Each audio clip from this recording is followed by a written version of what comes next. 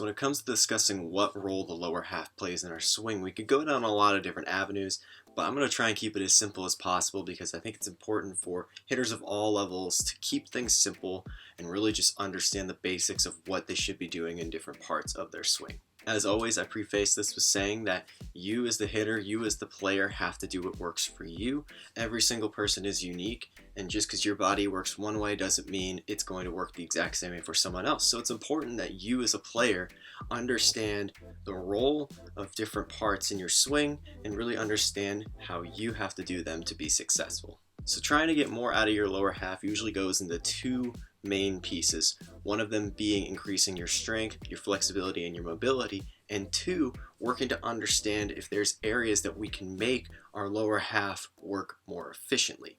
If we have a really strong lower half, that's great, but if we're not using our movements efficiently, then we're really not going to see the results that we're expecting to see because we have a strong lower half, and vice versa. If we have really efficient movements, but we don't quite have a really strong lower half, we're going to see success, but there's always more ways that we can increase the threshold and really increase our output and our ability to build good energy for our swing. So when we think about it, our lower half does two really important things in our swing. It gives us stability and balance, and it helps us build energy for our body to use in the swing.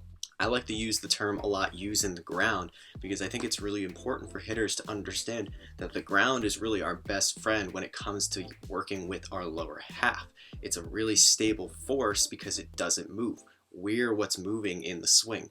So we need to use that effectively and use it so we can not only build ourselves a really stable base to work off of, but build good kinetic stretch, build energy for the rest of our swing, and then be able to release it in a really controlled, explosive, and balanced motion. So if we think of our swing as a bungee cord or a rubber band, here's our stable force. This is our back half, our back leg, and our back shoulder. We're working to keep weight there, but also build this stretch. This is our stable force. This is slowly starting to build that stretch and really help us build that energy. And then once this front side lands, we're working now for this to drive back through. So that back half is what's driving through. Once that energy is released, it's working behind and through the baseball to explode through it. And if we don't have balance or control of that all the way through, we're not being efficient, we're going to spin out off the ball. We might beat the ball into the dirt. We might do a bunch of different things that don't really give us the results we're looking for. So this is why it's really important to understand that one, we're building our energy properly, and two, we're also able to release it properly. Some of the best work that you can do outside of getting outside and working off a tee and soft toss, whatever drill or movement pattern it may be, the best work you can do is just using a mirror.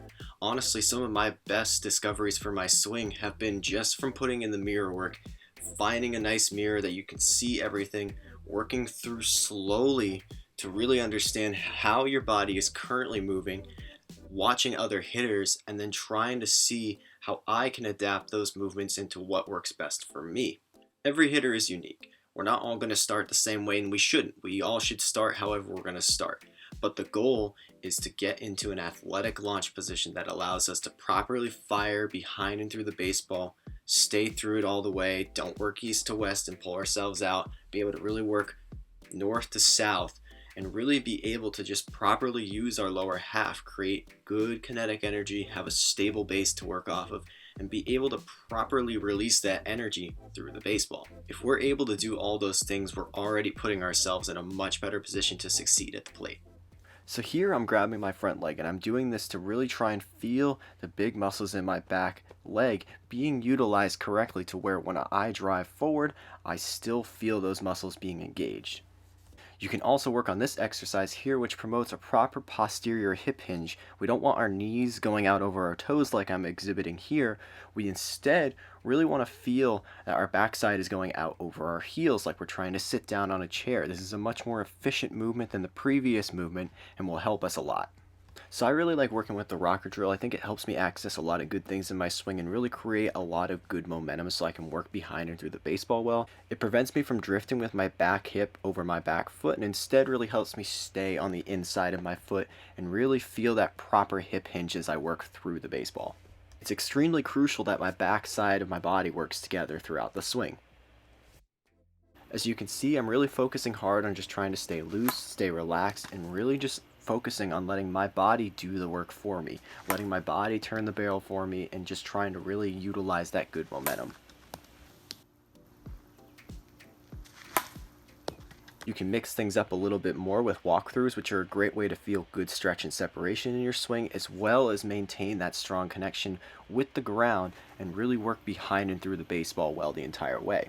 As you can see, once again, I'm really just focusing on trying to stay loose and relaxed and just getting myself in an athletic position to work behind and through the baseball well. This is a really great way to feel that bungee cord effect and just stay balanced throughout our swing.